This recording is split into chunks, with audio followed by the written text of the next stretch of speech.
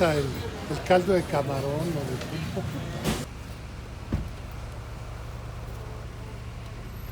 ¿Estamos? Sí, estamos. Marco, retomando el tema de la ciudad, me gustaría saber cómo un hombre de Chihuahua pues se interesa en ser jefe de gobierno de la Ciudad de México, un norteño. Bueno, entre la vivencia, creo que hemos aprendido a ver la ciudad desde pues de una perspectiva distinta incluso a los que nacieron y crecieron aquí. Es un poco incluso medio la mirada de Rodrigo González, que era tamaulipeco, y entonces es el autor del Metro Valderas. Los provincianos que llegamos vemos de ciertas cosas de la ciudad, ¿no? Y a veces, no sé si entre ingenuidad o en lo que es nuestras proporciones, donde nacimos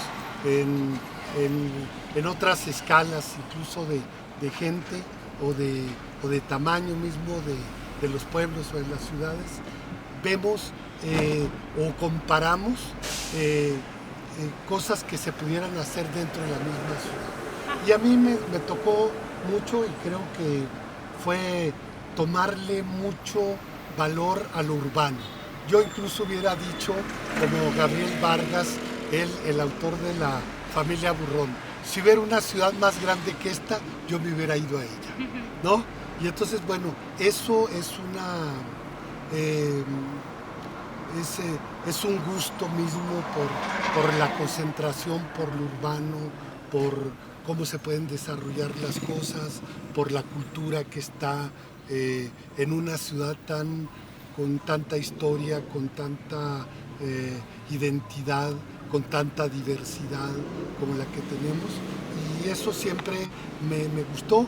Y luego yo desarrollé mucho planteamiento sobre lo que era o lo que debería ser el programa de los movimientos urbanos populares.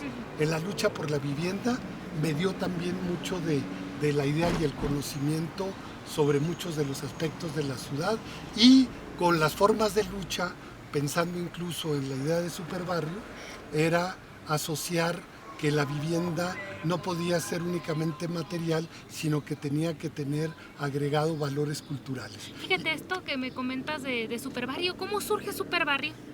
Surge en Ciudad Juárez. Yo era asiduo en Ciudad Juárez a la lucha libre de niño, a la arena municipal. Y entonces ahí vi luchar a los grandes que hoy son íconos. El Santo, Blue Demon, el Rayo de Jalisco, la Tonina Jackson, el Cavernario Galindo, muchísimos de los luchadores que marcaron la época de oro, podríamos decir, de la lucha libre. Y me quedé con esa idea. Es un tema que más allá que unos sectores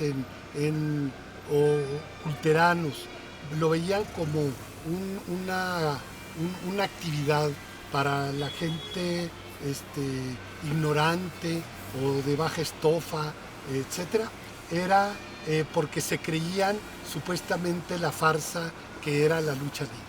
No entendían la cuestión del simbolismo entre el bien y el mal, el asunto de que es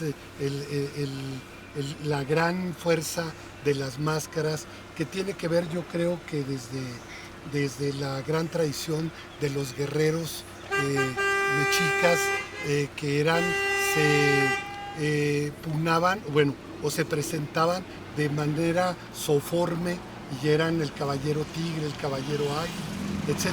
De ahí yo creo que viene mucho de lo que significa la lucha libre. Estoy hablando de 1982, donde empezamos a formar las primeras organizaciones de defensa inquilinaria.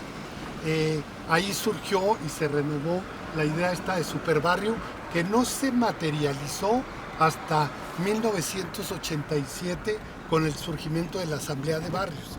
Entonces, esto a raíz de un lanzamiento que hubo por allá en el barrio de Santo Tomás, en la Merced, es de que pues yo retomé otra vez la idea original que habíamos desarrollado en 1982 y el 12 de junio de 1987 en el Ángel de la Independencia por primera vez apareció Superbarrio con a raíz de un rayo rojo y amarillo que cruzó y hizo posible y le dio una misión de defender a los inquilinos pobres contra los caseros voraces. Oye, Marco, ¿cómo ves Superbarrio a sus otros competidores? A las dos competidoras, bueno, las dos que van más arriba en las encuestas, que son Alejandra Barrales y Claudia Sheinbaum. ¿Cómo ve Superbarrio Mikel Arriola? Creo que las ve con respeto. Yo creo que incluso Claudia, sobre todo, se ha de haber formado a raíz también de lo que fue la alianza entre la lucha de los barrios de la ciudad con lo que fue el CEU, ¿no? El CEU histórico de 1987. Y en ese momento yo creo que Claudia, aunque de otra generación, pero también muy conocedora en ese tiempo de lo que estaba sucediendo en torno a la educación pública, pues yo creo que le ha de tener consideraciones y ha de considerar que es un símbolo importante de la ciudad. Alejandra yo creo que no tiene esa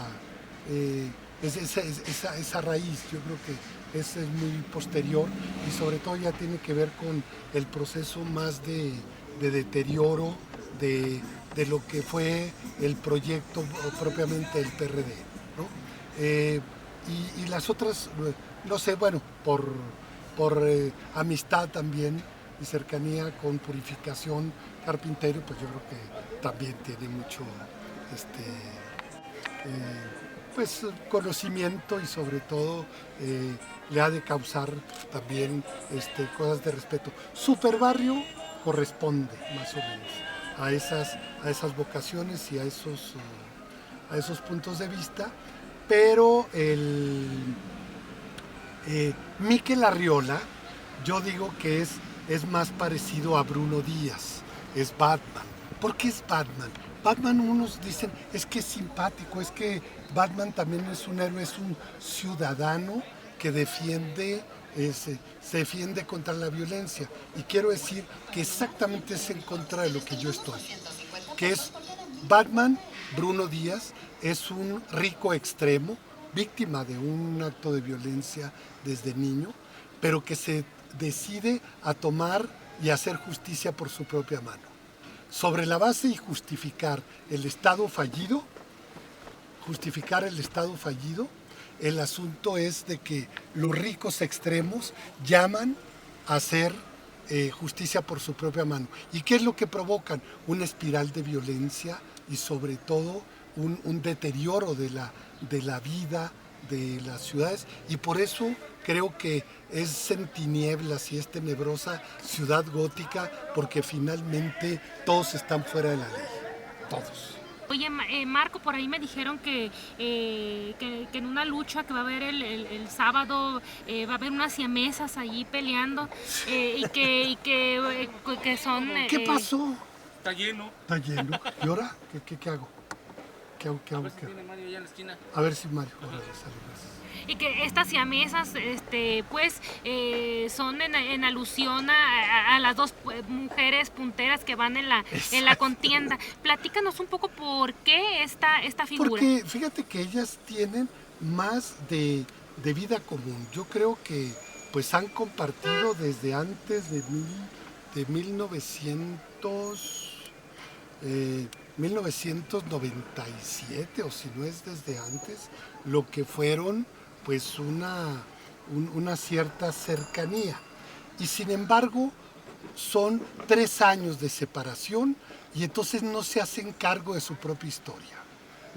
No se hacen cargo de su propia historia y de este momento donde hoy la circunstancia las pone en bandos distintos, pero que evidentemente son parte de la misma cultura política. Por eso yo creo que ser siamesas, pues han compartido esta misma historia, no lo reconocen y hoy se han vuelto ambas dos opositoras de su propia obra, ¿no? Y entonces están juntas en términos de historia y de naturaleza, pero se pelean. Por eso son siamesas, ¿no? Y yo creo que bueno, van a andar por ahí echando pleito alrededor del ring y esperemos verlas actuar, porque así como lo que eran las viejas ferias de carpa, ¿no? De donde aparecía la mujer barbuda, ahora van a aparecer las siamesas por haber desobedecido a sus padres, ¿no?